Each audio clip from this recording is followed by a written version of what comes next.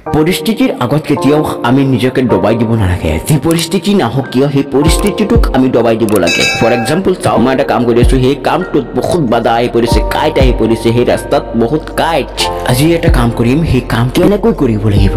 মইতো নোৱাৰিম পৰিস্থিতি যি নাহক কিয় সেই পৰিস্থিতিটোক আমি দবাই দিব লাগে কিন্তু সেইটো আমি নকৰো কোনোবাই আহি তোমাক হেল্প নকৰে তুমি নিজেই নিজৰ পৰিস্থিতিটো দবাই দিব লাগিব নিজকে ওপৰত উঠাই লৈ যাব লাগিব আৰু আমি কি কৰো মোৰ কপালত কি লিখা আছে কিসমত চাই আমি কান্দি থাকো সেইটো কেতিয়াও কৰিব নালাগে কিসমত যিটো আছে ভাগ্যত যি আছে সেইটো হ'বই সেইটো চাই কেতিয়াও কান্দি থাকিব নালাগে আৰু আমি ভাবি থাকো যে মোৰ এইটো সপোন মই এইটো সপোন ভাবি আছো মই এইটো কৰিম মই এইটো কৰি দেখাম আৰু ভাই সপোন যেতিয়া দেখিবা সেই সপোনটো সপোনেই ৰখি যাব কেতিয়া কমপ্লিট হ'ব যেতিয়া যি সপোন এই সপোনটোক এটা প্ল্যান বনাই ল'ব লাগিব প্ল্যান হলে তুমি সেই যি সপোন দেখিছা সেই সপোনটো কমপ্লিট হ'বই হ'ব 100% শিওৰ সেইটো কমপ্লিট হ'বই যেতিয়ালৈকে প্ল্যান নাথাকে তেতিয়া তোমাৰ যি সপোন এই সপোন সপোনেই থাকি যাব সেইকাৰণে এই যি সপোন দেখিছা সেই সপোনটোক এটা প্ল্যান বনোৱা আগতে যে মই এনেকৈ কৰিম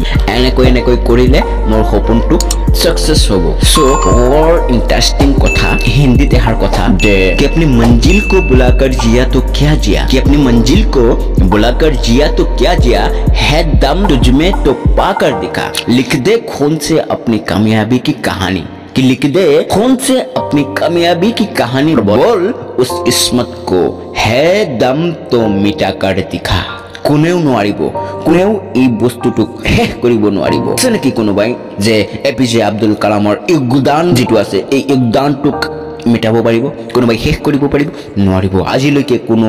জন্ম হোৱা নাই যে এপিজে আব্দুল কালামৰ যি যোগদান এই যোগদানটোক শেষ কৰি দিব আৰু থাকিল পৰিস্থিতি এই পৰিস্থিতি চাওক নৰেন্দ্ৰ মোদী কোন আছিল সকলোৱে জানো প্ৰথম অৱস্থাত তেখেতে চাহ বিক্ৰী কৰিছিল এপিজে আব্দুল কালাম প্ৰথম অৱস্থাত পেপাৰ বিক্ৰী কৰিছিল আৰু এতিয়া পৰিস্থিতি কাকো ধৰি নাৰাখে পৰিস্থিতিটোক আমি নিজে দবাই পিনে আগুৱাই যাব লাগিব আমিও পাৰিম আমিও নিজে এই পৰিস্থিতিটোক আমাৰ যি পৰিস্থিতি আহে সেই পৰিস্থিতিটোক দবাই আগুৱাই যাব লাগিব তেতিয়াহে আমি সাকসেস হ'ম আৰু এইটো দুনিয়াত ভাই সঁচাই কৈছো এইটো দুনিয়াত এইটো সমাজত এইটো সোসাইটি কাকো কোনেও সহায় নকৰে কাকো কোনেও হেল্প নকৰে কাৰো হাত ধৰি নকয় যে মই তোমাক হেল্প কৰিম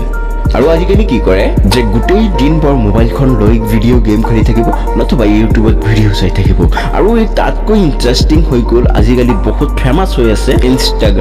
ইনষ্টাগ্ৰামত ৰিলছ স্কিপ কৰি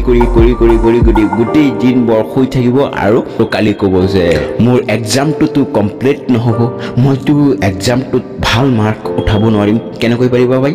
কেনেকৈ পাৰিবা গোটেই দিনভৰ তুমি শুই থাকি এই মোবাইলখন চাই থাকা আৰু সেইটো সময়তে কোনোবাই পঢ়ি থাকে এইটো ধুনীয়া ভাই বহুত স্পিডত গৈ আছে ইয়াত বহুত স্পিডত দৌৰিব লাগিব তুমি নিজকে দৌৰুৱাই লৈ যাব লাগিব এইটো দুনিয়াত যিজন লেজি তেওঁ দুনিয়াৰ লগত কম্পেয়াৰ কৰিব নোৱাৰিব ইয়াত